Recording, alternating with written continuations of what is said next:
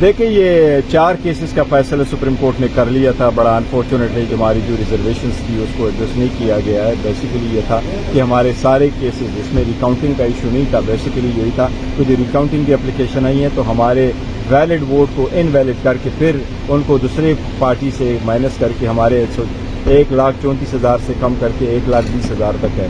اب 2 کیسز جو قومی اسمبلی کے تھے وہ الگ تھے, اس میں نوٹیفیکیشن پہلے سے ایشو ہوا تھا. یہ احسان ورک صاحب کی جو کیس ہے یہ گجرانوالہ والا ہے, اس میں صرف نوٹس ہی آیا تھا.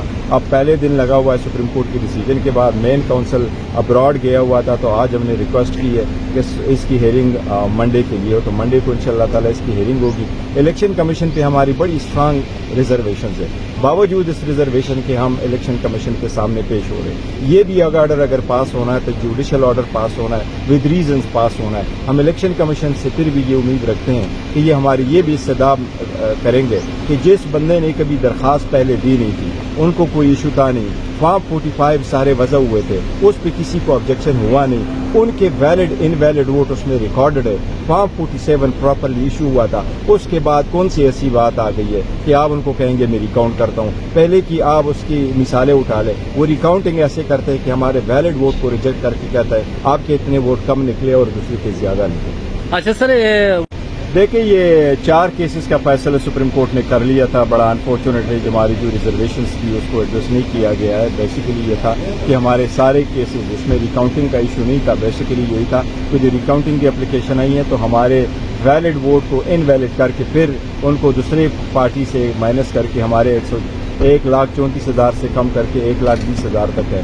اب 2 کیسز جو قومی اسمبلی کے تھے وہ الگ تھے, اس میں نوٹیفیکیشن پہلے سے ایشو ہوا تھا.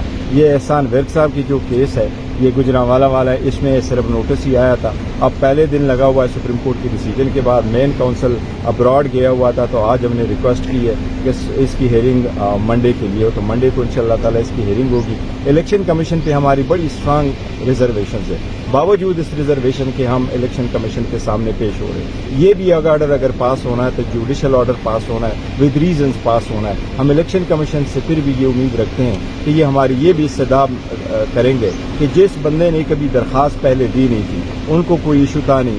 فارم 45 سارے وضع ہوئے تھے, اس پہ کسی کو آبجیکشن ہوا نہیں. ان کے ویلڈ انویلڈ ووٹ اس میں ریکارڈڈ ہے.